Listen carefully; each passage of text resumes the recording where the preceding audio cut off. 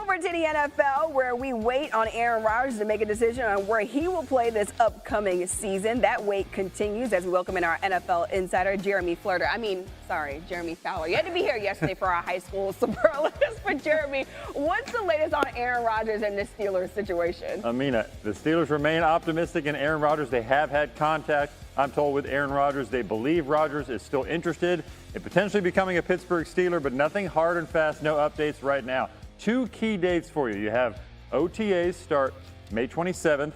Mini camp, mandatory, starts June 10th. So the Steelers would hope that around one of those two dates, Rodgers would be in a Steelers uniform, ready to go, throwing passes to DK Metcalf and everyone else. Now, the Steelers front office this week is actually on a retreat to sort of plan for the offseason, plan for the summer and the beginning of the year. So nothing is imminent right now. When they get closer to getting on the field, they would love for Rodgers to be ready. So they're going to continue to wait, but they still are optimistic. So if there is no Aaron Rodgers for the Pittsburgh Steelers, what's a potential plan B for them at that quarterback position? I would say Kirk Cousins. I mean, I had some conversations with people this week to lead me to believe that Cousins is at the very least on the Steelers' radar if something were to fall through on Rodgers. Now, here's how they could make that happen. Cousins has $37.5 million in guarantees between this year and next year. Somebody's on the hook for that, whether it's Atlanta or someone else. So to facilitate a trade, Atlanta would need a team to offset some of that money, whether it's $4 million, $20 million, whatever it is. But the feeling around the league is that Atlanta has not been willing to budge on this. They haven't shown a lot of interest in trading Cousins. It would take a hefty price tag for another team to wiggle that out. As one source told me, if they were willing to take a small percentage, like let's say $7 or $8 million of that money, a deal would be done by now. There was interest earlier in the offseason. Right now, Pittsburgh might be the only hope for Cousins, or he's sort of stuck in Atlanta. Yeah, very interesting situation when it comes to the quarterbacks in Pittsburgh. Jeremy Fowler. Waiting game continues for Aaron Rodgers. Let's call it an information darkness retreat. Mind you, Pittsburgh cleared the path for the fourth-time All-Pro after Russell Wilson and Justin Fields got up out of there, leaving a standing offer on the table for Rodgers.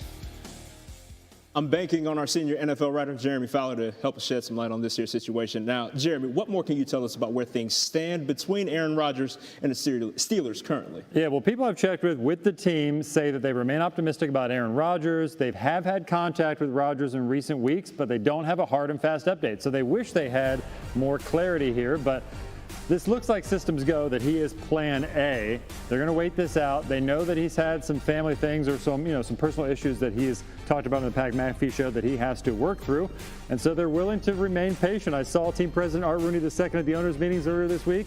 He said, we're going to wait, quote, a little while longer. So Rodgers plan A, Kirk Cousins could be a viable plan B. After making some calls today, I do believe he's been on their radar. If something were to fall through with Rodgers, certainly they could reconvene, call Atlanta, see if they could try to shake something out. But right now, Rodgers is the guy. Now, Art Rooney may be willing to wait, but that's not necessarily the case for Jalen Ramsey. He's probably waiting with a little bit more bated breath. Any updates on his situation and a potential trade there? Yeah, so I was told Miami has been in contact and in talks with several teams about Ramsey. So nothing imminent yet, in part because of that $24 million in guarantees that he is owed in 2025. The Dolphins haven't shown a willingness to pay a lot of that money.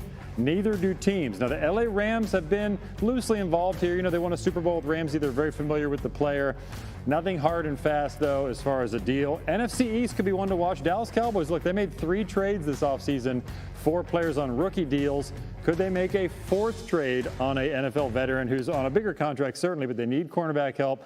When I checked with somebody in Dallas, they said, look, it's possible we might not be done. It's slow right now, but, we could always be looking to add. Look, there is no question that the 3-time All-Pro corner who will turn 31 in October will certainly be an asset to anyone's roster. Jeremy Fowler with the latest. We appreciate it, bro. Back to the NFL, where number 1 overall pick Cam Ward has the inside track to start at quarterback for the Titans this season. Coach Brian Callahan already likes what he sees from Ward and OTA, saying, quote, it's the leadership ability and the way he's able to make those around him better, unquote. Now, Ward currently listed with the 2nd shortest odds at ESPN Bet Sportsbook to win the league's Offensive Rookie of the Year award. Vince Young was the last Titan to win the award back in 2006. Raiders running back Ashton Jeanty is currently the slight favorite. And senior NFL writer Jeremy Fowler is back with us now. Jeremy, walk us through the latest you're hearing about early impressions of these rookie quarterbacks, and start with Cam Ward, please. Number 1 overall pick, Jay, has been as advertised inside Tennessee's building. They knew he was immensely talented, but I was told they really had to even kick him out of the offensive coach's room at times, and then that's not hyperbole. They literally had to kick him out because coaches had to do other things at the time. Like, he is hungry for information. So lately it's been him and Will Levis kind of splitting reps. That will probably be the case in OTAs. I expect that to change once Ward takes further hold of that job. And you got Jackson Dart. So look, this is a situation where the Giants hit it off with Dart. When you talk to coaches and people in that building, they are just thrilled with kind of not only his moxie, but the way he works in the building, the way he sort of has a good feeling of what Brian Daboll wants out of a quarterback. So it's only a matter of time when he plays. They have been highly impressed so far with him. Russell Wilson will be the guy, at least in the short term. Then it will be Dart. Then you got Tyler Shuck here. So I was told that he has been smart and accurate in the first 2 weeks of practices with the Saints. That is what stood out about him, and that's to be expected. A lot of experience in college.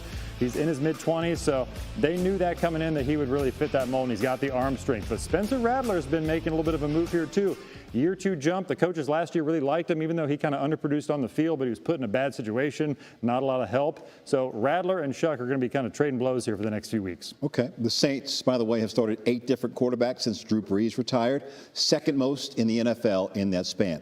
All right, despite all these rookie QBs, Jeremy, we just saw that it's actually Ashton Genty who's favored to be Offensive Rookie of the Year this season. So take us through the expectations they have for Mr. Genty in Vegas. Well, so far they've seen the explosion on the field. They haven't done a lot of sort of tackling. It's so early in the offseason, but he works hard. His footwork is great. The explosion's great. Like, they're thinking of all the ways they could use him. In fact, Chip Kelly, the new offensive coordinator, plans to use him a lot in the passing game as well. Okay. So that's partly why he could be the Offensive Rookie of the Year. He's going to get looks both ways. The Raiders legitimately feel like between him and Brock Bowers, they could have one of those elite duos in the passing and running game that the Raiders haven't had in a long time. And clearly they've upgraded quarterback with Geno Smith. Last year they had one of the worst quarterback situations in the entire league. They did. In case you're wondering, the last running back to win Offensive Rookie of the Year, Saquon Barkley in 2018. Jeremy Fowler, my dude, appreciate you. Thanks, Jay. To buy that gift until the last possible second, because of course we're still sitting here, it's nearly June, and we're waiting for Aaron Rodgers to sign with his football team. If they don't sign him, the Pittsburgh Steelers of course looking at Will Howard and Mason Rudolph at quarterback, which feels kind of like Mike Tomlin trying to up the difficulty level on his winning season streak. But even if they do sign him, I think about that Arthur Smith offense and how it really leans into play action, the quarterback run game. Those are not things Aaron Rodgers is going to be doing in his 40s here, even if he does sign with the Steelers. So, as you know, if you wait till the last second to get that gift, you don't get the best gift, but at least you get something. And the Steelers probably need something right now. That is true. You do at least get something. Of course, we're talking about Aaron Rodgers. So, Minnie, your thoughts on that superlative? I think Bill nailed it when he said when you wait a while to get a gift, it ends up being something your kid might not really want, but it's the only thing there at Target. No, I'm not speaking from experience because Aaron Rodgers was not a top quarterback by any metric last year. He was 32nd in air yards per attempt, 26th in QBR. The list goes on. We are obviously seeing decline in play. But I would also argue there's a double-sided aspect to this for Pittsburgh. Yes, he's not as good as he was, but he also might be too good, which is to say he might guide them to a mediocre finish that could make it harder for them to get their quarterback of the future next year. So if I'm a Steelers fan,